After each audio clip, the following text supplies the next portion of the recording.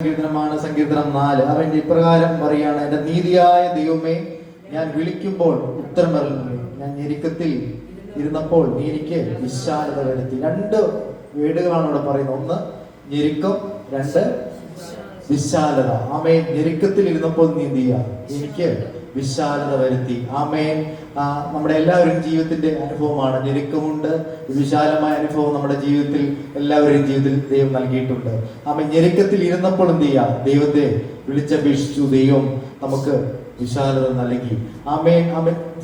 ഈ സങ്കീർത്തനം മൊത്തത്തിൽ നിന്നെടുത്ത് പറയുകയാണെങ്കിൽ ഞെരുക്കത്തിൽ നിന്ന് വിശാലതയിലേക്ക് നയിക്കുവാൻ വേണ്ടി സങ്കീർത്തനക്കാരന്റെ ഒരു പ്രാർത്ഥനയാണ് ഈ 4-ാം സങ്കീർത്തനം പറയുന്നത്.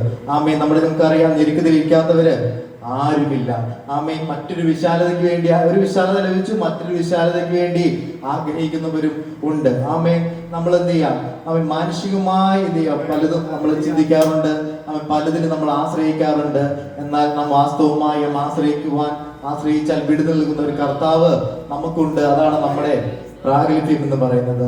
ആമേൻ. ഹല്ലേലൂയ. ആമേൻ. നമ്മുടെ പഴയ നിയമത്തിലും പുതിയ നിയമത്തിലും ആമേൻ ഞെരുക്കത്തിൽ ഇരുന്നപ്പോൾ വിശാലത വരുത്തിയ അനേക കാര്യങ്ങൾ നമുക്കറിയാം. ആമേൻ. യോസേഫിന്റെ ജീവിതം എടുത്തു നോക്കുമ്പോൾ അവൻ കാരാഗ്രഹത്തിൽ കിടന്നപ്പോൾ എന്ത് ചെയ്യാം? അവൻ കാരാഗ്രഹ പ്രമാണിയും അവരോടൊപ്പം ഉണ്ടായിരുന്നു. അവൻ അവരോട് പറഞ്ഞായിരുന്നു, എന്ത് ചെയ്യാ, നീ തിരിച്ച് രാജ്യത്ത് പ്രാവശ്യം ചെല്ലുമ്പോൾ എന്ത് ചെയ്യാ, എന്റെ കാര്യങ്ങൾ ഓർക്കണമെന്ന് ഒരുപക്ഷെ യോസഫ് ചിന്തിച്ചു. ആമേൻ. എന്നാൽ യോസഫ് കാരാഗ്രഹ പ്രമാണിയെ മാത്രം ഡിപ്പെൻഡ് ചെയ്യുന്നതാണോ കാര്യം? എന്നാൽ അതിനപ്പുറത്ത് എന്ത് ചെയ്യുക? രാജാവിന് അവനോട് ആമേൻ ഹിതം തോന്നുവാൻ തക്കവണ്ണം ഇടിയായി മാറിയിട്ടുണ്ട്. ആമേൻ. പാനപാത്രവാഹകൻ ഓർക്കാൻ വേണ്ടി അല്ല ദൈവം കാരാഗ്രഹത്തില് യോസഫിനെ ആക്കിയത്.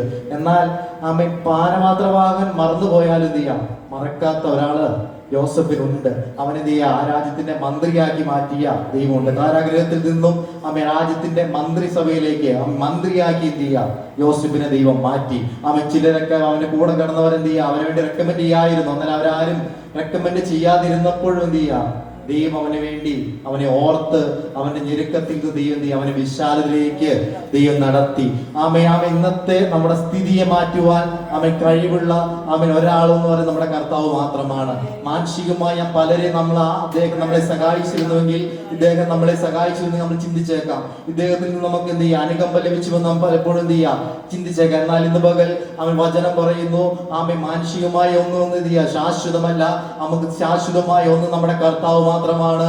അവൻ നമ്മുടെ ഞെരുക്കത്തിൽ നിന്ന് നമ്മെ വിശാലതയിലേക്ക് നയിക്കുവാൻ ശക്തനായ കർത്താവാണ്. ഹല്ലേലൂയ. കാര്യങ്ങളിൽ ഉയർത്തി കർത്താവിനെ സ്തുതിക്കാം.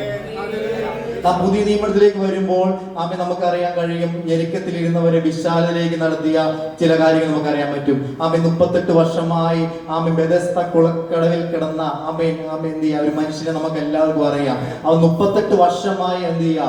അവൻ എന്ത് ചെയ്യാം?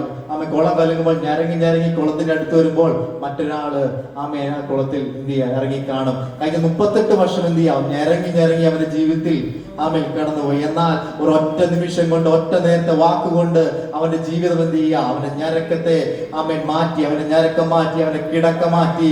അവന്റെ ജീവിതത്തിൽ എന്ത് ചെയ്യുക? വിശാലത വരുത്തിയ ഒരു കർത്താവിനെ നമുക്കറിയാം. 38 വർഷമായി കുളക്കിടന്ന് കിടന്നവന്റെ അവസ്ഥ ഒരു നിമിഷം കൊണ്ട് ദൈവം എന്ത് ചെയ്യുക? മാറ്റി എഴുതി. അവന്റെ നമ്മുടെ ജീവിതത്തിലെ ഞെരുക്കങ്ങൾ എത്ര വർഷത്തെ പഴക്കമുണ്ടെന്നല്ല, ദൈവത്തിന് ഒരു നിമിഷം മതി. ദൈവം വിശാലതയിലേക്ക് നമ്മെ നടത്തും. ബൈബിളിൽ മറ്റൊരു ഭാഗത്ത് പറയുന്നു, സുന്ദരം എന്ന ഗോപുരത്തിന്റെ വാതിൽക്കൽ ഇരുന്ന് ഇരന്നുകൊണ്ടിരുന്ന ഒരു വ്യക്തിയെ കുറിച്ച് നമുക്ക് എല്ലാവർക്കും അറിയാം. എന്തിനോ വേണ്ടി എന്ത് ചെയ്യാം? ഇരക്കുന്നവൻ. എന്നാൽ അപ്പോസ്തലനായ പത്രോസും യോഹന്നാനും അത് യേശുക്രിസ്തുവിന്റെ അതിൽ കടന്നുപോയപ്പോൾ യേശുക്രിസ്തുവിന്റെ നാമത്തിൽ എന്ത് ചെയ്യാം? അവനോട് എഴുന്നേറ്റ് നടക്ക എന്ന് പറഞ്ഞു. അവന്റെ ജീവിതത്തിൽ എന്ത് ചെയ്യാ? ഒരു വിടുതല്, അവൻ ഇരുന്ന സ്ഥലം എന്ത് ചെയ്യാ? ദൈവം അവന്റെ ജീവിതത്തിൽ മാറ്റി കൊടുത്തു. നമ്മുടെ ജീവിതത്തിലും എന്ത് ചെയ്യാ? നാം ദൈവത്തെ വിളിച്ചപേക്ഷിക്കുന്നെങ്കിൽ ദൈവം നമ്മുടെ ഞരക്കങ്ങളെ മാറ്റി ദൈവം നമ്മുടെ ജീവിതത്തിൽ വിശാലത നൽകുന്ന ദൈവമാണ്. ഇപ്രകാരം പറയും, ദൈവം തന്റെ ജനത്തിന്റെ സ്ഥിതി മാറ്റുമ്പോൾ യാക്കോബ് സന്തോഷിക്കുകയും ഇസ്രായേൽ ആനന്ദിക്കുകയും ചെയ്യുന്നു പറയുന്നു. ആമേൻ. ഗദരദേശത്ത് ആമേൻ ഒരു ഭ്രാന്തനായ മനുഷ്യനെ കുറിച്ച് നാം കേട്ടിട്ടുണ്ട്.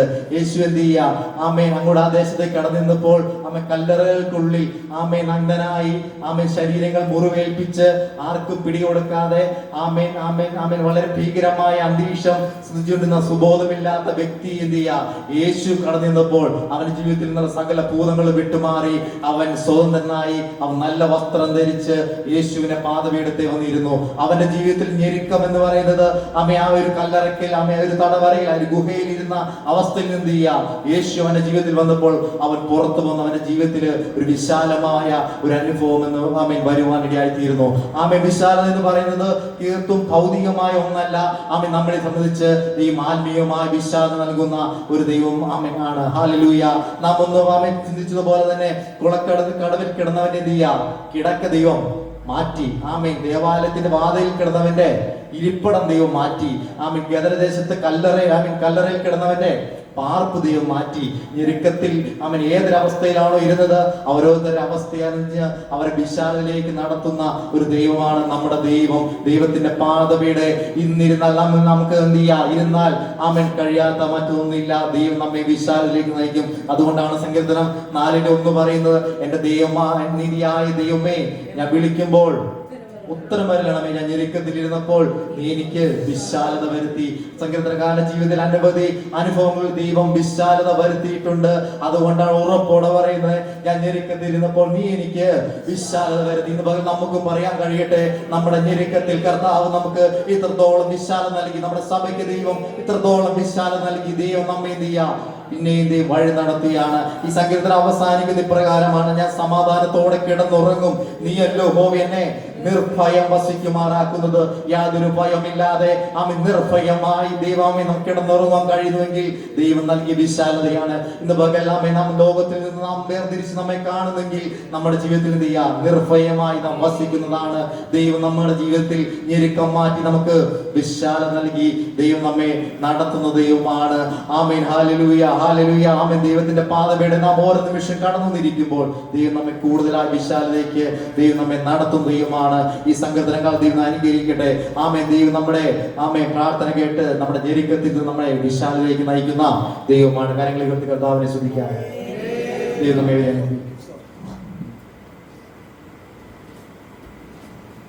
ദൈവത്തിന്റെ മഹത്വം. ദൈവം നമ്മെ